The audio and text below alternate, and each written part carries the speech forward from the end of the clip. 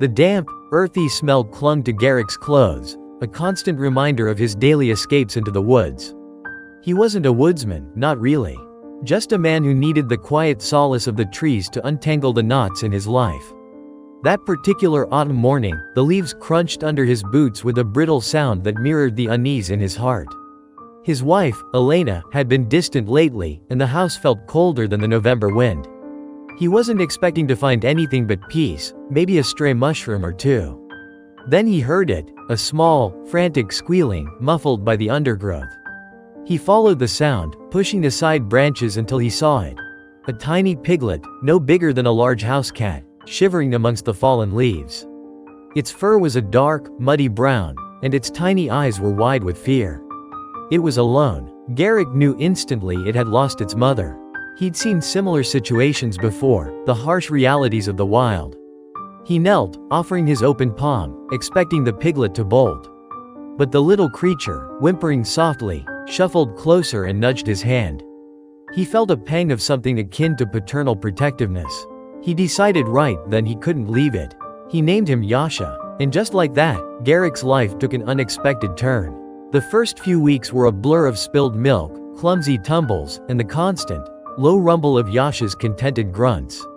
He was initially hesitant, keeping a wary distance, but food, scraps from Garrick's plate, handfuls of berries, and even the occasional boiled potato, proved to be a powerful motivator. Soon, Yasha was trotting behind Garrick like a loyal, if rather stocky, canine companion. The woods, once a refuge, transformed into a playground. Garrick, armed with his walking stick and a backpack filled with snacks, and Yasha, nose-twitching, became an inseparable duo.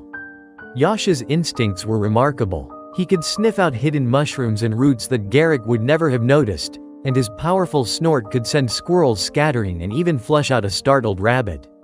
Garrick started to feel more alive than he had in a long time. One day, deeper into the woods than they had ever ventured, they stumbled upon a dark, rustling thicket. A low growl resonated, and a large bear emerged, its eyes fixated on them. Garrick froze, heart hammering in his chest.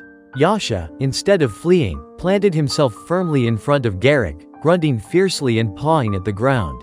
A tiny warrior facing a much larger foe. It was a moment of pure, raw loyalty that touched Garrick deeply. The bear, seemingly surprised by Yasha's unexpected defiance, hesitated, then slowly lumbered away. Back at home, Yasha wasn't just Garrick's hiking buddy. He became part of the family. The kids were initially wary, but soon they were playing chase in the backyard, giggling as Yasha tried to join their games. Even the family cat, a notoriously aloof creature, started tolerating Yasha's presence, sometimes even sharing a patch of sunlight with him. Elena noticed the change in Garrick. He was lighter, happier, his eyes no longer holding that weary look. Their conversations, once strained and distant, now flowed with a new ease, often revolving around Yasha and his latest antics. They'd found a new shared focus, a joy in this unusual creature that had walked into their lives.